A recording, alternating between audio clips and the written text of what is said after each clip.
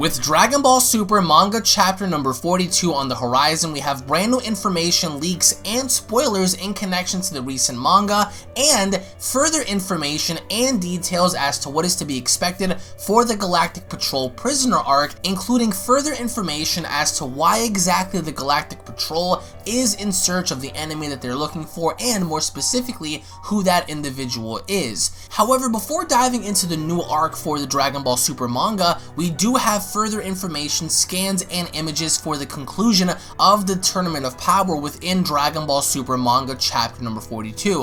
Now, as you guys can see on screen, it looks like Jiren does eliminate Vegeta in this manga chapter, as we already knew that Goku and Vegeta will be fighting Jiren at the very end. It looks like Jiren will in fact have his entire shirt blown off as seen in the anime, but it looks like the way Vegeta is eliminated in this case is completely different in comparison to what we saw in the anime, because it looks like Jiren simply shoots Vegeta in the face and blows him back via Ki Blast that results in Vegeta having to be thrown out, with Goku and Frieza having to be the only remaining factors in this tournament. Now, we are going to be going over the entirety of this manga chapter on this channel once it's released later on today, so don't forget to punch that subscribe button to be in the loop whenever that video is posted onto this channel. And more interestingly enough, by the end, we see Goku holding on to Jiren as Frieza is about to unleash a massive death ball within the ring. So Frieza, unlike in the anime, does unleash a massive attack as Goku's holding Jiren in place, but unlike what happens in the anime,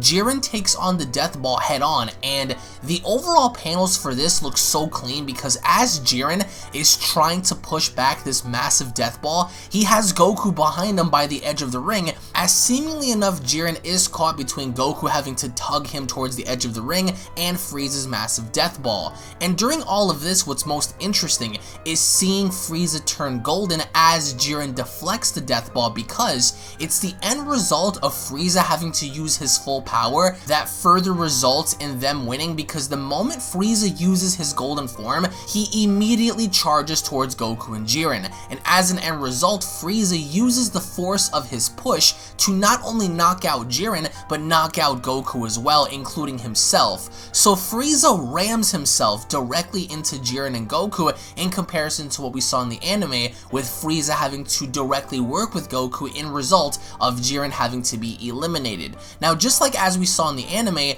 Android 17 is in fact alive. We see him emerging at the very end as Jiren realizes that this was the plan the entire time, and what's really cool is seeing Jiren's face by the very end as he tumbles out of the ring, because he still looks to be incredibly pissed, as we will be discussing this and more or less talking about this on the next video, as these are the only scans and only images shown so far for the manga. However, we have the full synopsis courtesy of Herms98 on Twitter in connection to the new arc having to follow after the Broly event and the Tournament of Power. As it goes on to state, shortly after the Tournament of Power and the events of Dragon Ball Super Broly, Goku and Vegeta are training together when Bulma passes along a message from Mr. Satan that a mysterious group has appeared at his house and are attempting to kidnap Majin Buu. Goku and Vegeta go off to investigate and indeed find a group loading the still sleeping Majin Buu onto a familiar looking ship. The apparent leader of the group recognizes them and quickly knocks them out with the anesthesia gun, as Goku and Vegeta awaken to find themselves inside of the Galactic Patrol HQ with Jocko. Their kidnapper turns out to be Whis, a Galactic Patrol's #1 elite patrolman in charge of 104 districts. Meanwhile, Jocko is only in charge of 3.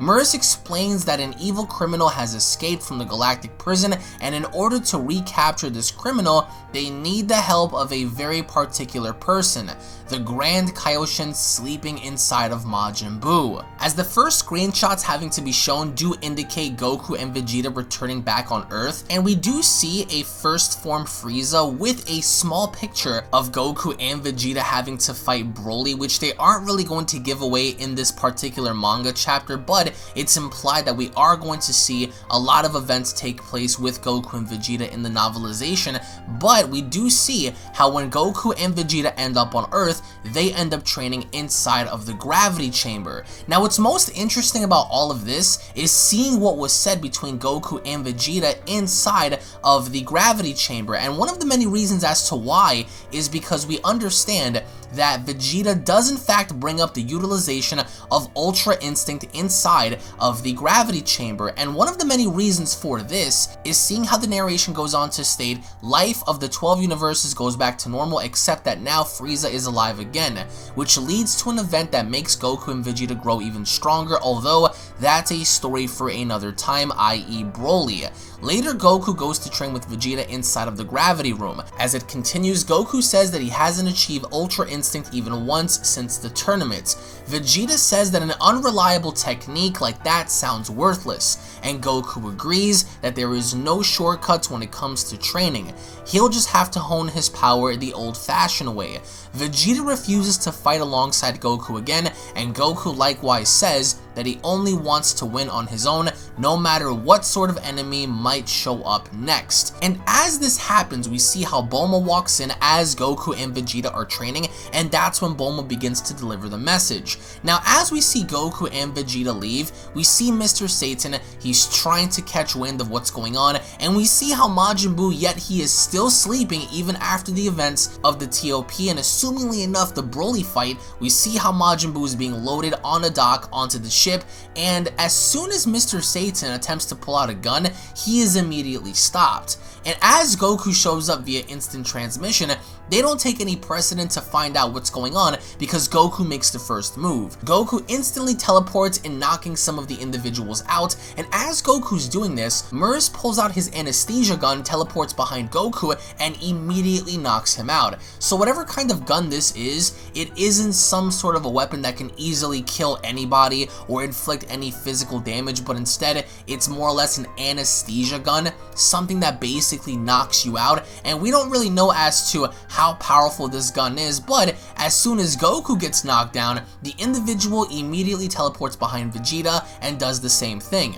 Knocks out Vegeta as well, loading them both on the ship. As we see Goku and Vegeta reawaken, they reawaken on the ship on the Galactic Patrol, where we see them begin to speak about the criminal that has escaped, in which now they need the help of the Grand Kaioshin in order to put the criminal out of his misery, and to do that they have to extract him from Majin Buu's body. Now again, what exactly this could mean going forward is unknown, but we also do understand and learn that whatever problem they have currently right now, they need the assistance of course, Majin Buu to extract the Grand Kaioshin for them to utilize some sort of a means to capture this individual. Now, if anyone out there is a Dragon Ball Xenoverse 2 fan, we actually have our early scans of Broly in Dragon Ball Xenoverse 2.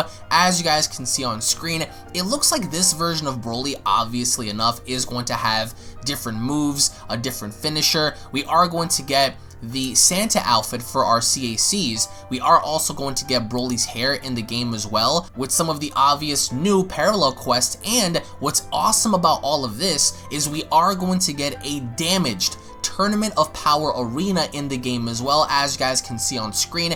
And if you are someone that knows me, you guys already know that I love Dragon Ball Xenoverse 2, and seeing that we are going to be getting the broken Tournament of Power arena, we are going to be getting Broly and a Gogeta-like character in the game as well, one can only expect to see awesome things come about. So this DLC right now is not listed for a specific date at all, but this is all the information that we have so far for the V-Jump magazine scans for the TOP in the game, as well as Broly and said characters. But I want to get your thoughts in the comment section below, guys, on the events having to follow with Vegeta, Frieza, Jiren, Goku, and 17 in the TOP, and what your overall thoughts are for the Galactic Patrol prisoner arc and the fact that they need Majin Buu right now to extract the Grand Kaioshin in order for them to get further ahead in capturing this individual. Because if I'm not mistaken, if they release the Grand Kaioshin, then does that mean that Buu is going to revert back into being Kid Buu again?